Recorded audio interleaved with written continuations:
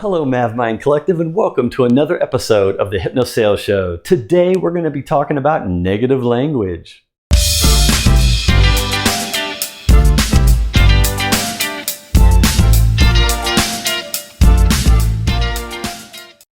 All right, so if I were to ask you right now to think about a pink elephant, you could probably do that. But what if I were to say, don't think of a pink elephant right now? Don't think of a pink elephant. Whatever you do, do not think of a pink elephant right now. Would you be able to do it? Chances are you probably could, but you have to think about the pink elephant before you can not think about it. And what this is the positive always comes before the negative word. Okay, so when you have a contraction where you have two different words in a language structure where you have a positive and a negative, do something but then not do something, or like if you say, I can't do something, it's like I can, but then I'm not able to do it. I'm able, but I'm not able to. Then I can't. That contraction ends up being a positive and a negative. And the reason why this is significant, especially when you're talking with customers and you're in customer-facing situations, or like even with your team or your boss or anyone, any group where you're communicating, the subconscious is always picking up on the positive and the negative and trying to process in that order. And most of the time, it's not going to be able to completely process it because of the conflict between the two positive and negative words used together like that. And in some ways, the subconscious doesn't even understand language. Some studies have shown the subconscious really picks up on pitch and tone and kind of the feeling and the emotions involved with the language when you speak them. And in fact, subconscious probably majority of the time is picking up on all the nonverbal communication, versus your consciousness, your mind, what you're conscious of, is picking up on the language and the grammar most of the time. So almost all the time, because it understands language. The subconscious does not understand grammar and sentences. It just understands the feeling it gets when the communication is happening, either with the body language or the tone or whatever. And so having a positive and a negative ends up causing a slight conflict in the subconscious where it doesn't quite know what to do with it. And so it can leave an uneasy feeling in a deep subconscious level that the customer may not be conscious of, you may not be conscious of.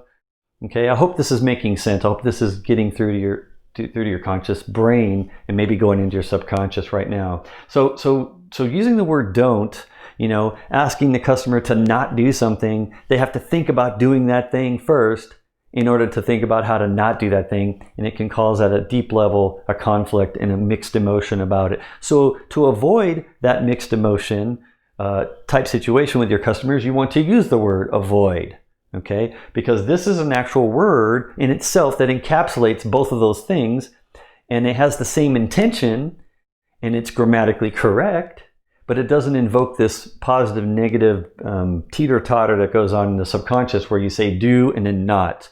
Avoid is like encapsulating the whole thing. So the feeling that it gets when you use that word, a customer's subconscious will then pick up the word avoid and go, it'll translate it, okay, I'm not supposed to do that. But it will pick up on the meaning first, and it's no doubt what it is you're asking them to do. There's no doubt in their mind. There's no mixed feeling.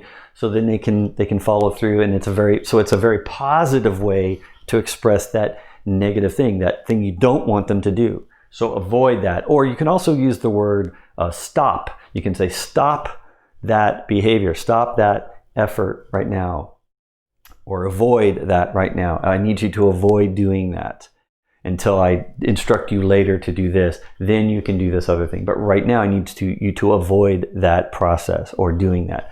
That comes across in a very clear-cut way. There's no mixed emotion, nothing in the mind, the subconscious, at the subconscious level that's going to be conflicting, and therefore they're more willing to step up and not do the thing you want to do. Versus when you say don't, it's going to be 50-50 chance most of the time. And we do this with ourselves, like when we say we can't do something or not, we won't do something, we also, it's effective on us too. It gives us a mixed emotion as well. So, and I even have other videos. I don't know if you watch some of my other videos. I've actually said don't in a couple of them and caught myself in the video and said, oh, I mean avoid. And I said avoid or whatever, because even I caught myself, because it's human nature to want to default to this don't, can't, won't, these contractions. And I'm just asking you to, if you want to improve your communications with your customers and with your peers and your boss, you'll use the word avoid or stop instead. Try to catch yourself. And I even said on one of the other videos I was going to make this video, which is what this episode is about. So if you go back, you can catch me saying that. I also caught myself saying the word try too, and said, oops, I'm not supposed to do that. Because even I have the same tendency to want to use the word try, because it comes from my subconscious, just like it would come from your subconscious.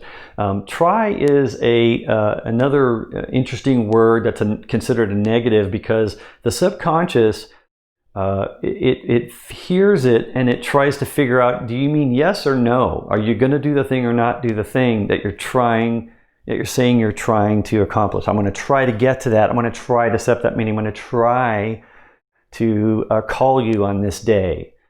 Does that mean you're going to or you're not going to? It sort of comes across as a maybe. And at the subconscious level, it's another one of these conflicting words in itself, just like what the don't is doing with the positive and negative conflict. Try is sort of like yes or no. What do you mean yes or no? Which one? It doesn't know. So it kind of leaves it like deer in the headlights, that fight or flight mode of the subconscious doesn't know what to deal with it. So it usually assigns the no. It usually assigns, well, you must be no, because it's safer to go with no than to go with yes when you say try. It's safer for the subconscious. At the gut feel, it's safer to go with something that you should be cautious about, because the subconscious is trying to protect you at the most primitive level of your brain functioning. It's trying to protect you, so it's going to go with the negative first before the positive. So when it hears the word try, the feeling is that you're not going to do the thing. So when you're in a meeting, like even with your boss or your peers, and you say, I'm going to try to get that report to you by Tuesday, you have to realize that all of their subconscious is listening to you, and the gut feel is you're probably not going to do that thing. So you want to avoid this syndrome by using the word try. You want to just switch over to just saying you're going to do the thing, even if you don't think you're going to do it, even if in your own mind it's a maybe. Maybe you get to it, maybe you won't. For the sake of having the positive subconscious acceptance of this emotional response you want to get at the subconscious level from your peers and your boss, say you're going to do. Just say you're going to do it. Commit to it, and then if you don't get to it, tell them why, and then push out the date or whatever. It's better to have that positive nature at the point of committing to the thing that you're saying you're going to do, versus saying you're going to try to do something, which is very non-committal, and it's yes or no, and it's going to default to no. Same thing with customers. When customers use the word try, you should be conscious of that. When they say the word try, that means subconsciously they're not able to commit to it. They're not able to. So this probably will be no, or it's most likely to be no. So you can hold your customer accountable by saying, all right, hold on, are you going to try, or can you actually commit to a date? Can you just give me a date or a time when this is going to happen?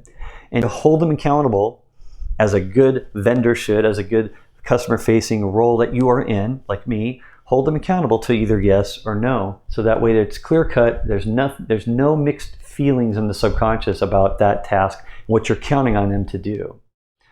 So anyway, I hope this was helpful. In fact, no, I know this was helpful. If it's short, it was short. And if you're listening to the podcast, hopefully you're going to subscribe. And if you're watching this on the episodes on Facebook or YouTube or LinkedIn, hopefully this is something that you can share with a friend, you find value in, to send it to somebody else and help them improve their communication and avoid using these negative language type words. Until next time, I'll see you later on the next HypnoSales show.